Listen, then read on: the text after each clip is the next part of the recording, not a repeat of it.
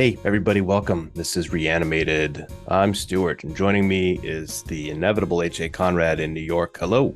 Hello. Welcome back. Today, it's kind of a momentous episode because we're going to start winding down the prime show of The Walking Dead. I mean, we have been for 16 episodes already, but now it's the last chapter, right, of this 24 episode mega season. And so we're going to be talking about episode 17 of season 11, Lockdown, a name for a title of an episode that is quite triggering. So I thought that was kind of a funny choice of words. Me too. But when we get there, it will have been because we've talked about the news. That was an awkward way to say that sentence. But we have a little bit of New York Comic Con was this week, and so I'm sure that you've been picking up here and there some stuff, HA. I tend to try to avoid, the spoileries and things that come out of that. So I have not necessarily been tracking what's been happening there. So Well, at least one thing that we're going to talk about today that happened there was I don't know if it was like an AMC Anne Rice panel, but the Mayfair Witches had a panel, and the Mayfair Witches was announced since the last time we spoke, and a trailer has dropped. Right. It like kind of went from 0 to 60.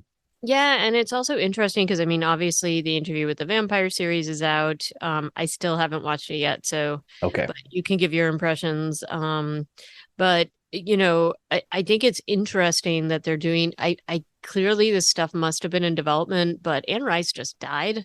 Yeah. And I don't know if like her son is sort of like involved in all this, or there was just like this big push. I will say her books, have a flair for the dramatic. They're kind of made for TV.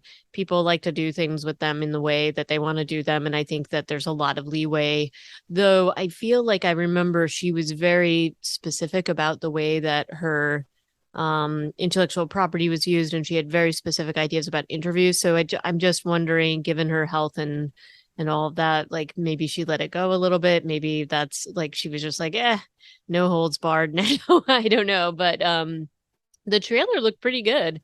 At least, entertaining enough. I also think it's kind of funny that you and I have talked about this before, but different supernatural things have kind of like a cycle that they'll come in and out. And I think witches are kind of coming back now, witches Yeah. and vampires. So that's kind of interesting that they're making their appearance now, because usually they're not during like a downturn in the market. They're usually at like the height in the heyday. So this will be kind of interesting to see, but it may just be because this stuff was delayed due to pandemic and other things, right? The zeitgeist is hard to nail down sometimes. Yeah. I will say casting Alexandra Daddario. I'm not sure how you say her name, but she is very hot, I guess I would say, in many ways. So it'll be interesting. I don't know how good of an actor she is, but it should be an interesting approach at the very least. At least with Grey Worm, the name of the actor in Interview with the Vampire, I forget also, but he was in Game of Thrones, has kind of a cachet to his acting chops to play Louis. Yeah, this woman to play, I don't even know what the lead character's name is in The lead Mayfair. character is Rowan. Rowan. I'm kind of I have some trepidation about how this is going to come together. It was basically like porn reading some of that book. I Well, mean, it wasn't all, but that's what I was going to say. Like she really, really goes like for the throat in terms of like the gothic novel themes, but really like it's almost like honestly like laughing like reading some of those books, I would laugh out loud because I was just like, oh my goodness, she went there. yeah. Like she hits every single sort of like taboo subject, and like there is like a ton of incest, and like and once you think that it can't get worse than this, and then she like peels away like another layer of incest, and like she's really just we'll see what they do with this, but it is going to be we'll have to see what treatment they give this. I will say that the idea of like the main sort of supernatural being in all of this, Lasher, is kind of a cool idea. Yeah, I mean, But it morphs but over the series too of the books. Like it starts as yeah, one thing, and by the end of the series, you're like, wait, it's he's something very different and strange. And yeah, so I don't know. Like we'll have to see. Again, I have some trepidation as well because of the way that these books went, but I'm also good. I'm willing to be entertained. I'm definitely willing to be entertained. I'm definitely, yeah, because we're gluttons, but we'll definitely in for it. Um, I'll just talk quickly about Interview with the Vampire also now, since it's part of this like franchise, this Walking Dead. There, or sorry, AMC has been like, well, Walking Dead might be, even though we have 3 spin-offs starting next year, um, we might be seeing the end of the zombie cash cow. So let's switch Let's see gears. other supernatural things to do. So tell me about it. Like how do they, I'm very curious and I will watch this, but how do they make Louis like the plantation owner? How do they do that with this particular character? Well, they don't. They've modernized the story, and I think it Uh, needed it, right? it did. First It of all, did. they've not just recast him from a Brad Pitt to, I wish I knew Grey Worm's actual name. Like calling him Grey Worm feels kind of disrespectful, but it's how I know Hang him. on, I will look this up once. But he is no longer a plantation owner. He is Oh, actually, I don't know if I should tell you because it's kind of spoilery, but it does get revealed in the first 5 minutes of the episode. But that is no longer his profession. He is just a working man of some means, but is definitely still in the skin he's in, and in New Orleans in the early 19 or whenever it is 19th century. Um, it life they're not shying away from life of Black people in the South, in that time. And so well, and I have to admit to you, when they announced that the show was coming out, I was before I even saw like any of the trailers or whatever, I was like, wow, because this is a really tough theme. Like if you look at the original books, there's a lot of problems and problematic things looking at it. And yeah, so I'm glad that they've modernized it. And John Anderson, oh sorry, Jacob Anderson is the name of the actor who Jacob Anderson, and plays I think Louis. he's doing amazing. uh I love him as an actor. yeah. This is I was excited to see that he was cast in this role, and I know that there was a lot of similar, unfortunately, similar to other things, people were getting like really worked up about what they were doing with this and how they were changing it. But I think high time, and so like, how many episodes have you watched? Have you watched everything so I've far? honestly only watched the first one. There's only 2 available. Okay. I've watched only the first one.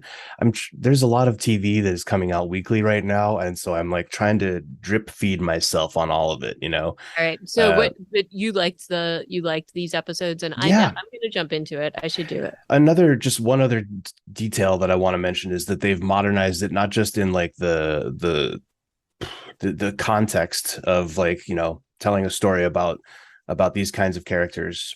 They have also modernized it in that this is actually not the first interview that the journalist and the vampire have. Like Hmm. they did one in 1970s, and now they're doing one in 2021, I Oh, that's think. kind of cool. Yeah, so they've actually, straight up capital M modernized it. They've brought the story into the present day.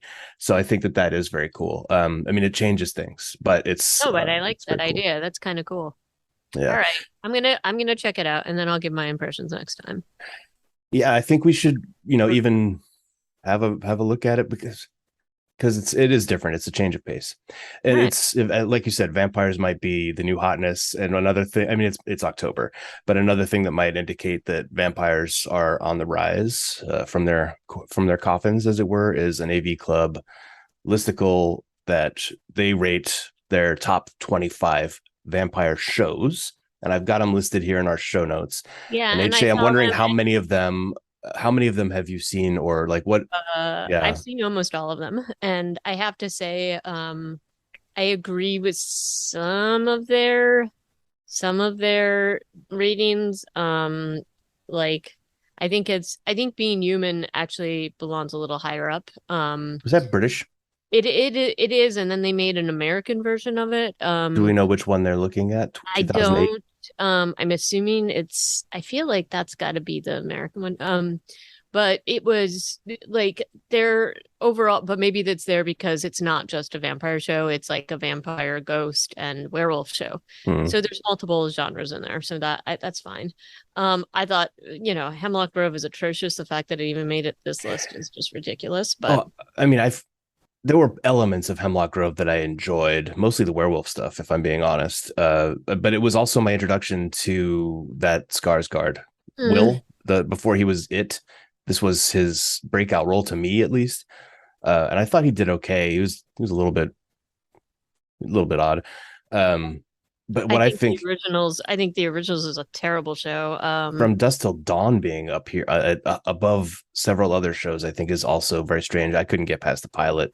Yeah, it was really bad. I don't even know that I watched a ton of it. And I also feel like Preacher deserves to be a little higher on the list. I don't feel like Penny Dreadful is at all a vampire show. I think that that's like similar to Being Human. It like, if anything, it's more of a witch type of show with the main character. But I like these listicles just to see if there's anything new out there and things like that. Did you ever watch the original Dark Shadows that they're putting at Oh number yeah, of 10? course I did. I watched that as a kid, and Did I you wouldn't. watch it like all the way through? Oh yeah, I Hey, was like, this was one of those shows that was always on, and I would watch it yeah. for a little while and be like, this is so dull. There's nothing Well, it happening. was like, I mean, it was a soap opera. It was terrible. I don't like. I think it's there for legacy purposes, probably. Yeah. Um, I also okay. I am a huge Buffy and Angel fan, but I don't know that Buffy deserves the number one spot. I think that there's lots of good things about it. There's a lot of nostalgia, I think, in There rating it is, there. maybe in this list, there's the nostalgia. I think Midnight Mass was fantastic. I also thought Preacher, definitely, if you haven't checked it out, is amazing. If you were into those books, it's really dark. And again, maybe not totally a vampire thing. True Blood is pretty high up on the list at number 5. I Yeah, think, yeah, I'm glad that Midnight Mass made the top 5 also. yeah. But But what we do I in was the never shadows, into. Yeah, and what we what do we in the do, shadows is a cool pool. it's amazing, amazing. So I don't know, but I think it's cool to put some things in here. Forever Night, I can't believe that this made the list, but have you ever seen that show? Is that like a 1990s Yeah, it's like crime Canadian. procedural? Yes, he's like a detective, and it's like incredibly, but there's like a cheesiness and things to it. I actually really loved this show from a like ridiculous point of view. So I used to watch this, and there used to be American She-Wolf in London, which was terrible. Wow. And they were both equally bad, but I like fodder just to have on in the background, and those were two of those types of shows. And it was like, how terrible can you make a show? And both of those were it. So it I don't know, like and Moonlight I have never seen, though I hear okay things about it, but it's like one of the dudes from Veronica Mars, I think. It's like a um I don't it's know a that it one ever season show. I don't think that it ever aired here. It's I an thought, interesting list. It's yeah. probably worth taking a look at some of these. Like some of these I've never seen. Legacies, the originals. I've only watched a tiny bit of Penny Dreadful. Oh, I watched a lot of Penny Dreadful, but again, it was one of those things like, so especially when I'm on the rowing machine, I have shows that I can watch, and shows, and they have to be sort of like, they can't be that serious. They have to be just bad enough, but they have to also keep my attention. And Penny Dreadful is definitely one of those, and they would bring a lot of things into it. It like they kind of they play upon sort of very specific. It's like it's called, to me it's like Everything But the Kitchen Sink kind of a show, where they bring like, you know um every possible monster, or um like sort of gothic thing that you could possibly imagine in it. Like it just is ridiculous. So but Eva Green is I think the main protagonist in that. She's kind of um, amazing. and she's amazing, and she made that series a lot better than it had any right to be. And it's really just, they've got everybody in there. They've got like Dracula and Frankenstein, and I think they have Jekyll and Hyde, and I want to say that they've also have like Dorian Gray in there. So it's sort of like they pull every single Victorian Gothic Yeah. thing into this, and it's really beautiful. Like it's shot beautifully. So I mean, but it's a silly show. So if you're looking for a little bit of fodder, if you want to watch this on your rowing machine or your treadmill or whatever, I think it's definitely entertaining enough for that. My show for that was always Peaky Blinders. I don't know Mhm. why, but I watched a lot of Peaky Blinders on a elliptical or on a other workout device. I'm not sure what the appeal was, but that was my show. Um, Okay, so it's a list of the top 25 vampire shows according to AV Club, and it's worth a look, and we'll link to it, and you can have a look at that on our Twitter, Reanimated PCast. Otherwise, there isn't a lot of other big news, but I just wanted to keep a couple of projects on our radar. I believe Kevin, who had emailed us a week or two ago, had mentioned Last Train to New York and its release Yep. date, and it looks like their release date is actually up in the air. And Last Train to New York is the American remake of Last Train to Busan, Hmm. which you know, all we have no idea what's coming. It's by director Timo, I forget his last name, but this guy has some good credentials, and I think it's worth being excited about. We just have to kind of wait and see. The reason why its release date is up in the air is because Salem's Lot just got moved to its release the same day that Last Train to New York was slated, which was like April 21st, 2023. So that also was kind of like a shock to me. I did not know they were remaking Salem's Lot. Also, like, how many Salem's Lot things can we do? Like, it's a lot. What's your feeling about it? There's actually Well, no I mean, trailer or promotional art for it either, and it's you know, coming out in like 6 months. there's the 1975 Salem's Lot, which is, kind of, sorry, or it was like, sorry, the book was from 1975. I think they did a miniseries or something in the late 70s, I want to say. But then there was another one in the early aughts as well. And I've So seen none of them. So this will probably um be my first Salem's Lot. yeah, And it's going to and be set in 1975, which I think is kind of an interesting approach. huh. But well, I think there's certain things that don't work if you tried to modernize it. So The um old cell phone conundrum. yeah, so I think that's probably it. But anyway, I'll give it a go. I'll give it a go. So let's see. Um, but yeah, looking forward to reviewing some of these things with you. Also there was, my little favorite pet project that I keep hoping actually is going to come out. So I've seen conflicting information about Lockwood and Co. And that's the sort of steampunk supernatural ghost detective thing with the teenagers who are the protagonists, and that is supposed to actually still, like, it's still listed as coming out on October 31st on Netflix, but then there's other people that say it's coming out in December, so I don't know if they ran into production issues, but I'm curious to see what they do with it. I wait, and I'm a little bit worried because the books were really amazing, so I hope that they can do justice, but Are there zombies in any of the stories? there are sort of zombies, not enough, Okay. I think, for us to review, but there is a big supernatural element that's kind of interesting. So, Yeah, and then of course, other projects that don't have release dates still include the Zom 100 Bucket List of the Dead, which we had talked about. No release date for that, and that's a Korean show, I believe. All of Us Are Dead season 2? Question mark. Not sure if that's even coming. I think we'd heard roundabout way that it was. No idea when. And of course, Kingdom season 3, if they're going to keep going with that story after Ocean of the North, no idea when that's coming out. So hopefully we'll hear more about those coming next year, I assume is the best case scenario. yeah. And then there is all, I don't know when probably this is not for a while, but have you heard of the book The Ninth House? No. So it's basically a supernatural series, like, or I think it's going to be a 3 book series. There's one book out now. The next book comes out, I think, this winter. But it's been optioned for an Amazon adaptation as a TV series. But basically it's this whole and it's kind of a funny premise. It's like a premise around why New Haven is the way it is despite being like an Ivy League town. And really it's because there's like different things about witchcraft and supernatural things going on. Zombies are involved with one of the houses, I think. But we'll have to circle back to that later. But it's the interesting part is that all these things are kind of being optioned.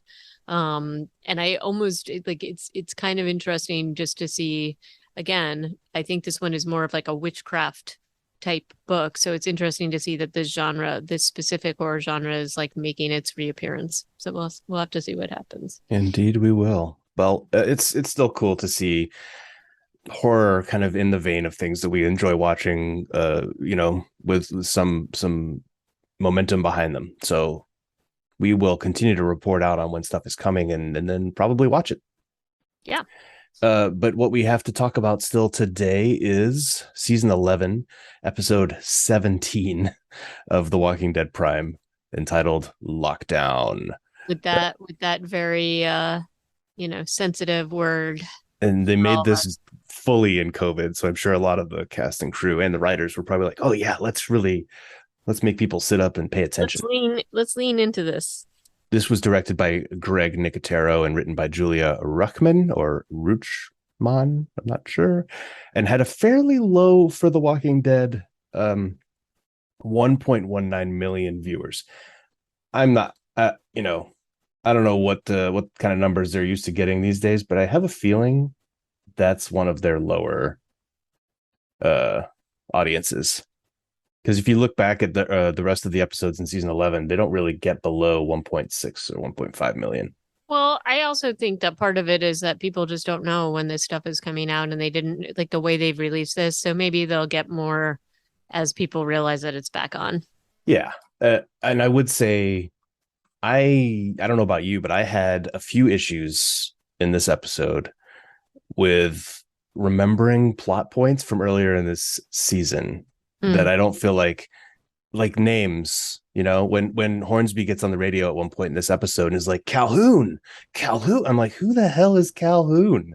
Yeah, I same. know when I see his face later, I know exactly who he is, but But it took me same. It definitely took me a minute with some of those characters to be like, oh yeah, okay, okay. well, and I know maybe this is just like old man yelling at clouds sort of issues where everybody else is like, no, of course we know who Calhoun is. But I'm also, then on the other hand, I'm like, I have watched every episode of The Walking Dead, many of them more than once. And if Hmm. I'm not like immediately cluing in on this stuff, I don't know. Yeah, Is that really my fault? yeah. It could still be. Well, look, I think that this is part of the issue that you and I have talked about before in terms of the whole sort of some of the, and again, I think there were some challenges and they did talk about a few of these challenges. They had filmed all of these during the pandemic. But I do think that one of the things with the Commonwealth that I found difficult in at all along is that I feel like they have too many people involved, too many groups involved, and you're not able to sort of, and they're not distinct enough that you're like, oh yeah, okay, that's that guy or whatever. So I think that that's you're running into the exact issue, that exact issue with this. So Yeah. yeah. This episode begins, and I think if you watch the after show with oh god, what's wrong with my brain today? Who's the Angela. showrunner? Angela Kang. Thank you. If you watch the after show explication with her, she talks about these sort of like intro. It's like a montage of scenes from old episodes with voiceover from Judith, and so you get some scenes of Rick in the hospital. Some people Mhm. were good guys and their found family stuff, and some people were bad guys. And then they have clips of the governor and Shane, and Sebastian is at the end of the list of bad guys, and like he doesn't deserve to be there. No, he's not even like in there. But there was, I forget the podcast I was listening to. I want to say, I don't know. Do you know who Merlin Mann is? No. Well, he does like a bunch of podcasts and whatever, and just not anything to do with these things. But one of the things that he was saying, because they do have a clip of Negan at his baddest self in there, right? Mm-hmm. And he was just like, the thing about Walking Dead is that they had this villain and the guy was just so charismatic and wonderful that they just couldn't get rid of him. And now he's got like, and I was thinking like, he's kind of right because now he's got his own like spin-off show coming Yep. and you know. So the one thing I thought about those flashbacks though is like, oh my goodness, how young everybody looks. Because I Yeah. mean it's been going on so long. And I did like those callbacks. But specifically they have in this one, the one that I thought was probably especially of note is the one of Daryl with Merle, with his brother. Yeah.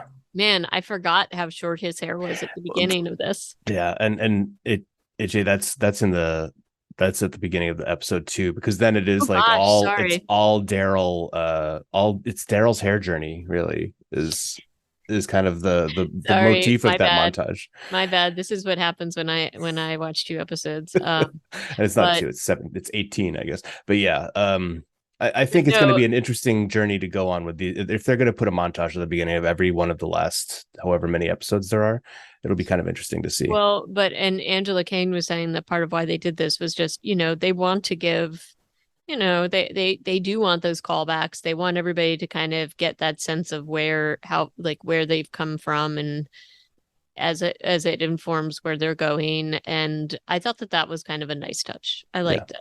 no, I concur.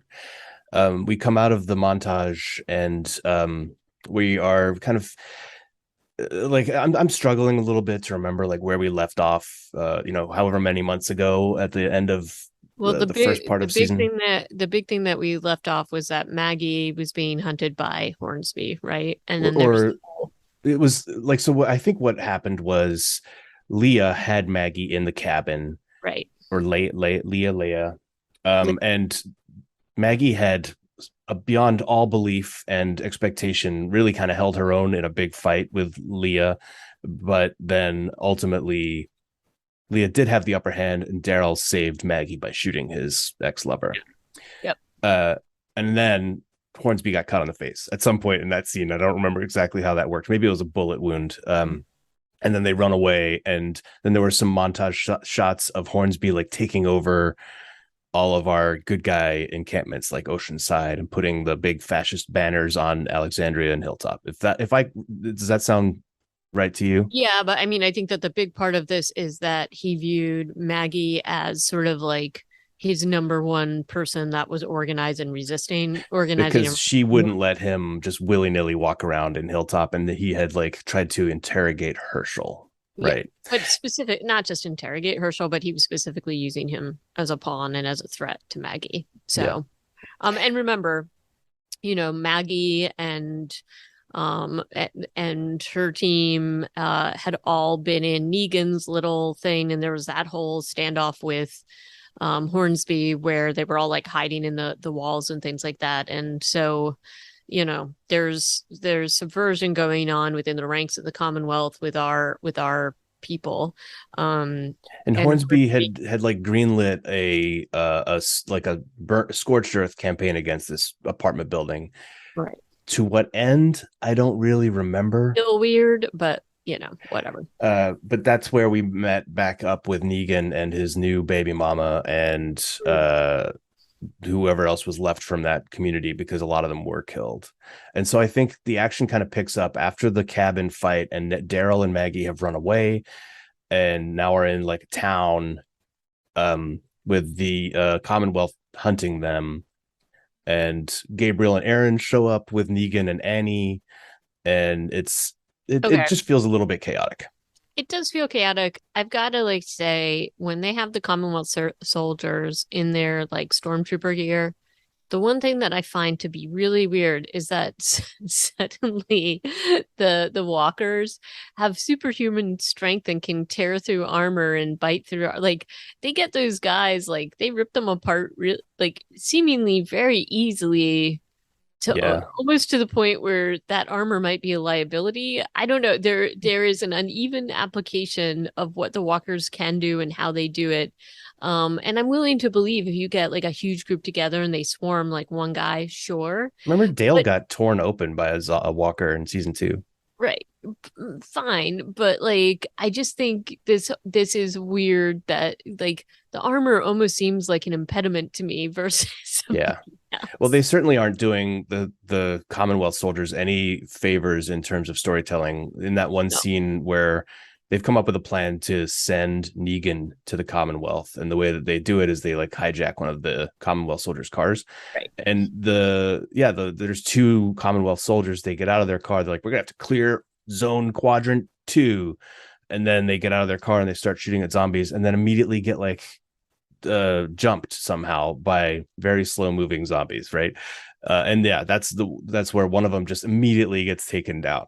The one piece I did like, I love Negan coming back in his whisper with his whisperer He's skills. constantly in that He's now. constantly doing this, which I really kind of love. And he's like, Jeffrey Dean Morgan is my favorite. I love how he like shifts into this. Like he's such a great character.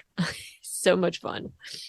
So that was kind of cool how nonchalantly he does this. I do love seeing more of him. I love how he walks right into the Commonwealth and he's asking, you know, immediately stirring stuff up, right? And then one of the best things ever is when he's like he walks in and oh gosh, who does he see? And he's like, and they're like, what are you doing here? And he's like, rescuing you all again. You know, it's like this really great moment. Yeah, I feel like he's used a few people. Like it's Jerry and it's Oh, Carol. Jerry, who he says is doing Carol, and like, you know, he's just such a great, and his interactions with Carol, his like those two have such great chemistry together because Yeah, they I always was really create. bummed when they did not decide to try and match them up. But I Me guess too, me too. what are you gonna do?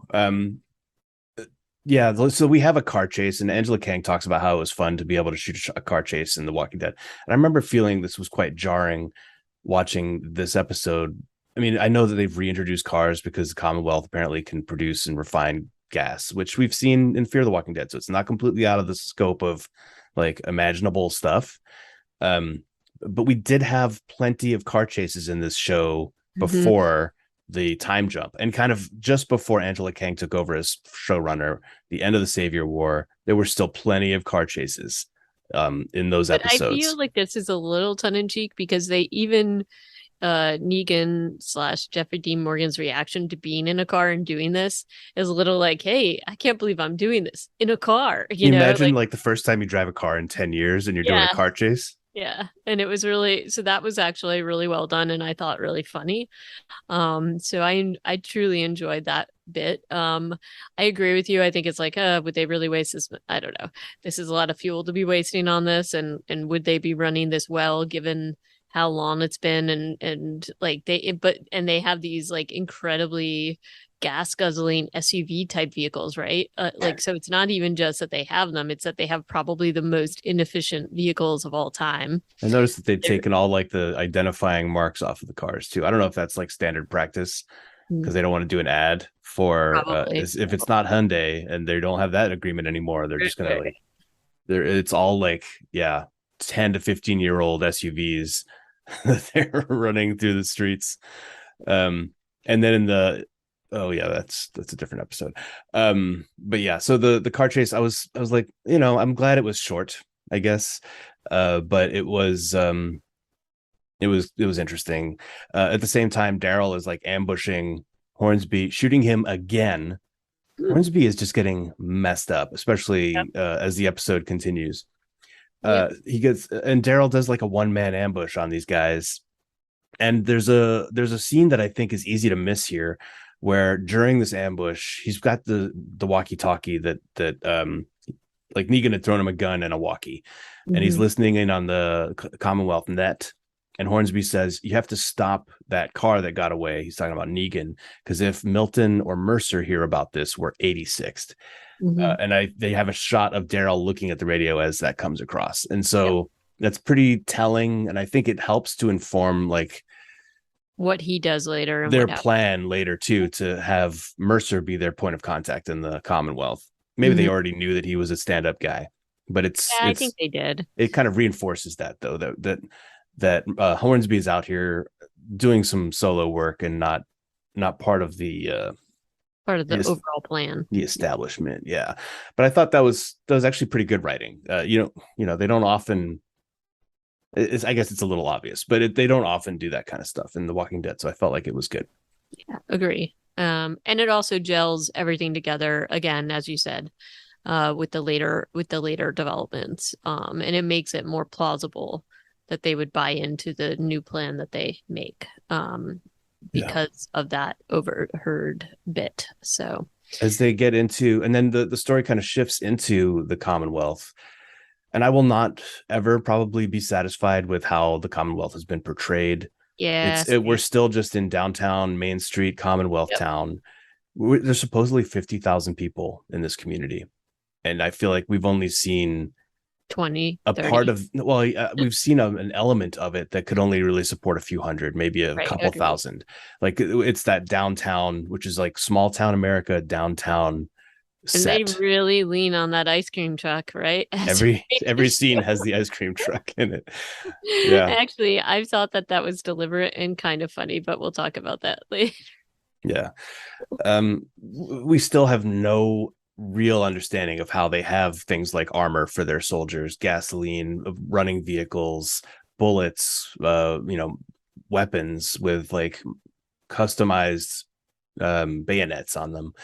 There's still really nothing to explain how they have all this industry, and that's constantly going to be annoying for me. And I Well, don't and think I we're ever mean, going to get to see it.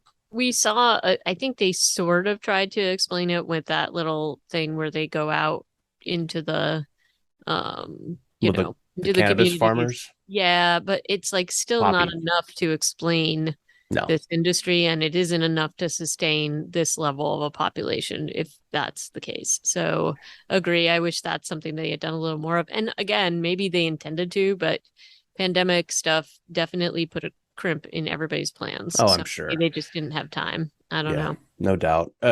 In these scenes, we've got all these protests happening in the streets. Apparently, Connie had written an article. I forget what it was about. Was it about that house that Daryl and Yeah. Rosita had gone to, and all the Yes, it people who was. had been sent there before them? Yep. Probably, right. And Yep. so, and this list that was put under their door, and they assume that it's all missing people or people who've been killed. And so I think that was what the gist of that article was Yes. about. And this one article was enough to send the populace into a tizzy. And they're all in the streets saying Milton's are murderers, and where's Milton lies, Sebastian kills. It would be better if Something it like rhymed. that. Yeah. And I did okay, so I will say I really did love the ice cream truck here in this particular scenario because they use it as a way to show that not everybody in the population is doing this. Like it's definitely part of the population, but you still have people kind of like trying to get ice cream and looking at everybody else like, oh, why are you all riled up, right? There's a Like why ton of can't you extras just in this like episode, why can't you just enjoy your ice cream and and yeah, just get on with your day? those Just two extras have like a good moment of like facial acting, like, oh, riffraff, or troublemakers. And then there are more extras in this episode than I think I've seen right. in a non-combat episode of The Walking Dead in a long Right. And time. I also enjoy Negan's reaction to seeing this community and this main street. Yeah, he's just Like, shaking his head and grinning, like, what in the world? yeah, exactly. There's a scene in Milton's office where Max and Yumiko are kind of in there as her close confidants, and Max and Yumiko share a moment where Max is like, I want to keep going, and Yumiko's like, so shall we? So we will, or whatever. And I'm again having one of these moments of like, was Yumiko in on any of this? I thought she was part of the establishment. Yeah, so did I. And I didn't know that they had looped her in. So maybe she's kind of in or like knows a little bit, but not. I don't know. So I guess that's part that I would go back and look at. But I didn't think that she was like totally in on all of this. It just feels like there's so many of these little moments where I'm like, wait, okay, I guess they're just gonna make it, because I also she was always a good guy. Like, why would we assume that she's gone evil just because she was brought into the upper crust? and then the other thing that I like, look, I just don't that then this is just a plausibility thing. Like Governor Milton, I don't know that she would trust Yumiko. Okay, like I don't know that she would trust her in the way that she seems to, given her connection with um all of her people from the last establishment. I don't know that it makes sense for her to trust both of these people in her office because obviously there has to be a leak somewhere, right? Um, and she's a pretty savvy woman, so like, but I guess she didn't sort of see what Hornsby was doing. But my feeling is that she did kind of know what Hornsby was doing, just was turning a blind eye to it until it became convenient to use him as a scapegoat, right? So I don't know that like that's the part that just doesn't totally jibe. Like I think she's a very like cunning and smart person and like politically she's kind of evil, fine, but she's also calculating. So I don't know that she would trust these two people in this office. Um as much Yeah. as it feels like she does. So that was one thing that just didn't fully sit right. Like you've got Eugene and gosh, what is the assistant's name again? Sorry. Max. Max. You've got Eugene and Max doing all these very not so subtle plotting things. And I don't know, like I just felt like that was part of the story. Like I feel like Max should be more subtle and she's definitely not. Like Yeah, I mean, she had that whole awakening last chapter of this yeah, season, right? Where she was like, I have to do this now. Like I'm all in, and yeah. persuaded Eugene to help her. But so where was I? My thoughts were just, I think Milton is 100% very calculating, like you said. And I mean, I don't think it's actually that far of a leap or that insightful for me to say this, but when she gets into her truck after Mm-hmm. being confronted by the mob and says, B14, do it now. And then one scene later, the zombie wave is seen. She unleashed a zombie wave to distract You're up. the Yeah, yeah, mobsters. totally. Like, absolutely, right? They haven't come out and said that on the show yet, but that feels extremely likely. Yeah, Um, and exactly. and and fairly political, not politically savvy, but as long as you don't get caught, it's savvy because you then are distracting people away from your political mess. Well, I mean, it was a way to get people deliberately back into the house, right? Like back into their houses, away from and out of this public thing that they're doing, which looks bad for her. Yeah. Um, so yeah, absolutely. That's kind of like her deal is that she's just looking for a way to turn this whole situation, and she's using every trick that she can. And so that's the other thing, like, you know, I like that there's and then we see like some of the other things happening in this episode um with um Carol and you know, Carol's always like up to something different, right? I mean, So she wasn't. She was just being a good like daycare provider, I know. honestly. And then things started to go sideways. Like the odds of her looking out the window just at that moment to see Oh, I know. the That's hit squad ridiculous. coming for her was a little bit hard to Right. And imagine. also the fact, I mean, I know that the kids, go in quiet mode, but being under the counter in a little cabinet isn't exactly a great hiding place, right? No, but Um, there's only the two of them. I guess they weren't going to toss the entire place. yeah. And she's on the ledge outside her apartment. There was a street there full Mhm. of people, and you don't think anybody's going to look up and be like, "Why You're is that like, old oh lady with a no, knife standing outside her what's house?" going on? Like, and on this building, it's not, again, it's like people are just, one of the things that I do think is really funny about like this whole community is that they do, they do like kind of do a nudge, nudge, wink, wink about these kinds of things, which they do with Jerry later on, when he's hiding from the same people with the Yeah, kid. Like this neighbor kind of looks down and sees them hiding, and he's like, "Hey, what's yeah. up?" You know, like Another extra who gets to yeah, like make a facial expression on camera. Like it just struck me as like, oh, they're yeah, actually using extras in a weird way that I don't usually see them, yeah, like either looking disgruntled about the protests or like, what are you doing with those children under my windowsill? I thought that yeah. was kind of interesting about this episode. But yeah, they also had this funny audio cue anytime that Calhoun or the other lady were like would come into camera, and it was like this it was almost like a Law and Order. It was. Da-da. It was weird. It was like very strange. But I thought it was, it was good. It cued you in to be like, oh, watch out, hide the children. I mean, it's, if you, it's scary. What were those guys going to do? They were going to kidnap the children and hold them as leverage so that they Right. could have something over Daryl. And through the efforts of Jerry and those four other extras in the crowd, who he's like, I got company. Can you block them or whatever? Yeah. And the guys are just like, oh, yep, we do this all the time. This is something that we do in I this know, crowd. right? Like this is just sort of like, okay, I guess they have these like very intricate little plans going on. And They it's form like, this so unnatural block in the crowd where it's just the four of them. There's two big guys, maybe a couple of ladies, and the biggest guy just has his hand on the shoulder of a woman in front of him, and he's just looking at her at the back of her head, while Calhoun and the other Stephanie, I forget what her name is, are like trying to get through. And it's like there's just four of them. Go around. Like you can. They're not. They're not doing it. Also, they just like walked in front of you and then stopped. It was such a weird thing, but it worked. So good for Jerry and his friends who in the crowd who were Right. practicing their little blocking maneuver. Uh, yeah, so I just found that funny. Carol and Well, Negan go off on a mission together they too. do, but I also wanted to say, like your comment before that you wish that they had gone together, there's a bit of a nod to that because he does tell Carol that, he has somebody and that he's expecting a child, and she's like, "Why Uh-huh. are you telling me that? Like, why do I like what?" Well, And so I yeah, thought that that was kind of funny. he But does it in a way like there is a lot going on here, and Angela yes, Kang I know talks about it later, and there's like a lot of looks, right? there are a So lot of looks. he's doing So it in theory. Like the words he is saying to her is, well, she's out there and I'm worried about her. Like yep, I'm exposing I have my yeah, I have skin in vulnerabilities to the game you. here. Yeah. And then when she walks away, he just what's his name? Jeffrey D. Morgan has like this very subtle look of like, do you think she bought it? On his face, which you always have to be guessing with him. And Carol Yes, which is clearly why he's is. so great. And she Yeah. knows that too. So that's like a really, I don't know, I think that's kind of fun. And I always enjoy their scenes together. So I thought that was cool. Yeah.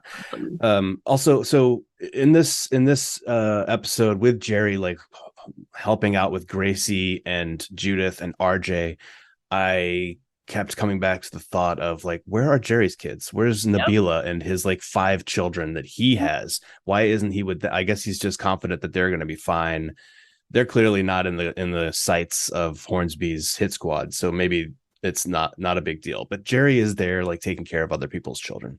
Just a thought.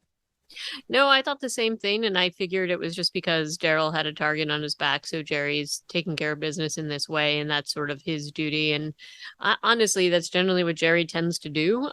He's like the protector in that way. So I mean, if he's got intricate plans for crowd blocking, I'm sure his family is someplace very safe with 3 levels of, double secret security passwords or something. I mean, hopefully those extras will show up as like his house's bodyguards. That would be cool. Maybe. Get those extras back. Rosita and Mercer have had a few interactions during this episode because she's like, I'm not gonna get dressed up in my Commonwealth soldier outfit for this protest, and he's like, no, we need you. And then when the zombie wave is sighted, she does get dressed up, and like they drive out in these 3 World War II era army jeeps. Mm-hmm. Uh, yeah, I did have some issues with like those army jeeps are like clearly antiques, and I mean, I guess if somebody was like really working on them, they could get them going again. And then there, 2 of them have World War II machine guns on them. Browning 30 caliber, or yeah, 30 caliber machine guns. And then the one that Mercer and Rosita have is I think it's an M249, which is like a modern day machine gun. And Well, it's I mean, just weird. it is weird. But the one thing that I did like about their conversation is that Rosita is drawing a very specific line. She's like, "Look, I'm fine helping you get rid of walkers. I have no issue with like protecting people, but if it comes down to repressing or somehow like hurting the people in the Commonwealth in this way, I'm not going to be involved and I'm not going to be your muscle. Like my priority is my kids and my family, and that's ultimately where my loyalties lie." And he takes this with good grace and in fact says, "Hey, if you want to get out of here, I will support you." And like he is law and order of the Commonwealth, so that was a pretty significant conversation. They're putting a Um, lot of effort into making him seem like a reasonable and good guy now. right. So Though I don't know if that's interestingly, misdirection or what. Princess makes like no appearance, which True. I thought was weird, But given you how remember many. Eugene hadn't made any appearances. Yeah. Actually, he wasn't in this episode either. He's not in the one before this. It was kind of like after he got back together with Max, and then like there was a little bit of sleuthing that they did together, and then he wasn't in several episodes in the last chapter. I don't know if it was just filming schedule or what, or they just couldn't fit everything in. There's just But such a huge cast, like right, but they both felt like significant. You felt they're not being there a lot, mainly because of how they had built it before. But hey, what are you gonna do? yeah.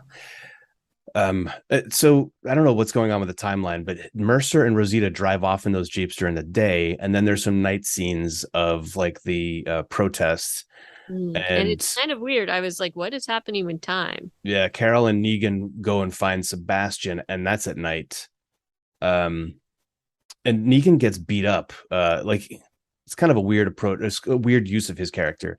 He's going to intercede so that Carol can get away with Sebastian and get cold cocked Right. by a random civilian, and then hammered on by the butt of a rifle by a CW soldier, and like It's nothing comes of that in a it's way, nothing comes of it, but it's also like I thought it was weird that a random civilian could get the jump on him. And I right? did not believe that at all. So I thought that was an odd choice. It's also just weird that like they go to all this trouble to find Sebastian and they're sneaking him out of his hidey hole, and then they get And then caught almost a right random away. person just sees him in a hoodie or something. It's weird. Yeah, they didn't do a very good job of like making him look less. I don't know. It was also kind of shady the way that they were escorting him, but Correct. like no big deal. That doesn't really do anything because Carol delivers him by the end of the episode, and it's all good. Um, yeah, there's one other scene that there's two other scenes in this episode. The one that was very frustrating, which I've already alluded to, is this machine gun on the Jeeps scene at the end of this episode where they're like, oh, we have to stop the herd. Somebody wasn't doing their job, which is again making me think, yeah, it's absolutely Governor Milton Yep. arranged for this herd, but now these soldiers are actually in harm's way, although they're terrible at their job too. Once again, the walkers gained the super strength to just tear armor apart Well, they and flipped whole over their bodies Jeep. apart. I don't know how these guys flipped a Jeep, Right. but they did. And then they didn't walk away toward the rapidly approaching Jeep of Mercer. They kind of like stood there. And there's a lot of overhead shots where you see one of the soldiers not doing anything to the zombies near him, which is just frustrating. And then everybody in that Jeep does the wrong thing, allowing the Right. super strength of the zombies to tear a And guy then in half. suddenly Rosita is a terrible shot and can't somehow She do headshots. she's just on the wrong weapon. Like the gun that she's on is sighted out to probably 200 meters. Like there's Yeah. and the zombies are within 1 meter, right? So instead of shooting the at zombies like I don't know half a kilometer away, she could have just been focusing on the ones that were actively tearing a guy in half and right in front of her. So there was just like an absence of tactical thought in this Well, scene that there bothered is me. that. The one piece I did like about this scene was like the overhead aerial shot when the Jeeps are going away and then the zombies kind of the crowd parts to like each group is, they following the noise. So I thought that was like a nice little touch. So I Did you was, see at the end of that shot though? Mercer's Jeep is driving back into the herd. oh, I did not notice that. It's So just like the last second or two of the shot. I don't know if like something was cut. Like they were like, no, we're gonna go back and get the bottom half of that soldier. God damn it! I don't we know need what they were that. thinking, but they drive right back into the herd. Well, I mean, maybe you're supposed to be watching the other Jeep, which is driving away, and yes, the zombies are following it. But it was just kind of a funny thing to me. I also just not to skip up a bit, but I did like the scene between Carol and Negan and Sebastian. I thought that was like a pretty funny scene. Just because he's such a like useless character. Yeah, So which is why he shouldn't be in the list of like no, he shouldn't great be. bad guys. He's not. He's a terrible bad guy. He's like, if anything, he's like a sidebar bad guy. But I mean, anyway, it's not that he doesn't represent like a real problem, and it's he so does. interesting, like the argument against like entitlement and privilege that's going on throughout this whole storyline, and he's just like he's the poster child for that, and but it's never going to be like a like a wanted poster type. He's not a big bad No, at all. he's not a big Like, bad so he doesn't even come close. So because he does not have his eyes wide open. Like no. And he's misled. But the main part that I liked about that scene was the commentary that Negan has about Carol in that scene, which is like, if this person is telling you that she's going to give you a lifeboat, you should probably take that Get her on that option. boat. And like, it was a very cute little scene. So again, I just love those interactions, which is why it made it so sort of dissatisfying when he got sort of taken out so easily. Yeah. You want to see Carol and Negan interacting, and because both of those actors are like kind of on a different level, and the writing for them is also, I think they put more effort into it. They definitely do. So anyway, so that just about wraps up this. There's just one more scene in this episode, which is where Yumiko goes to Milton's house, And Milton's like, yeah, I tear gassed everybody. If they were outside, they were outside after curfew, and it's all for security. It always is. And Yumiko is like, you don't care that makes you look guilty. And Milton shoots back like, if you're trying to make an accusation. And I'm like, okay, this I didn't think was great writing, or maybe they're writing her on purpose to be obtuse. But what Yumiko seems to be doing here is saying you're handling the situation all wrong, and wouldn't you rather not look guilty by tear gassing your populace for zero reason? Right. But Milton doesn't want to, I don't, for whatever reason, doesn't want to see it that way. I just feel like we know that she's politically savvy. Politically savvy people have to know how to turn a crowd toward them, and tear gassing them is never the answer. It's really never the answer. And then Sebastian comes in and she slaps him, and that kind of like changes the whole scene into a different direction. And Carol makes her pitch. We also end up in the sewers, right? With the people who are Carol out. and Maggie, and yeah, Hornsby once again shows up with a bunch of stormtroopers. And I mean, I did like how this scene was. I do like how the power dynamic shifts in the scene, because he's got a look of triumph on his face, even though a gun is being held on him with a knife to his throat. Even scarier. Like he sees like his backup, and then he's all like excited because he's like, oh, my people are here. And he does, I have to say, the guy who plays Hornsby is incredibly skilled at being so like kind of like creepy, so shady in this shady way. Like, you definitely, that smile was perfect. So sorry. We sang his praises last time. What's his name? He is Josh Hamilton. Yes, he's doing some great work. Yep. Yeah, he is the big bad. I mean, him and Milton, who knows? We'll see. She might, like, people still have their hopes for her. But I'm not sure it's going to pay off. But yeah, by the end of this episode, we don't really know how this standoff is going to end. He certainly seems a little too smug and satisfied. But that's about everything we have for episode 17, Lockdown of The Walking Dead. I hope you enjoyed that recap. The news. We'll be back again next time with more fresh Walking Dead Prime content. So give us a holler. You can get at us on on Twitter at Reanimated PCast. You can catch all the episodes that we have out there on Podbean. If you just do a little search for us, I believe it's Podbean/Reanimated Podcast or something along those lines. I don't know. That's too much pressure. I can't look it up. And you can email us at reanimatedpodcast@gmail.com. And those are the ways. And so thank you for listening, and ta-ta. Until next time.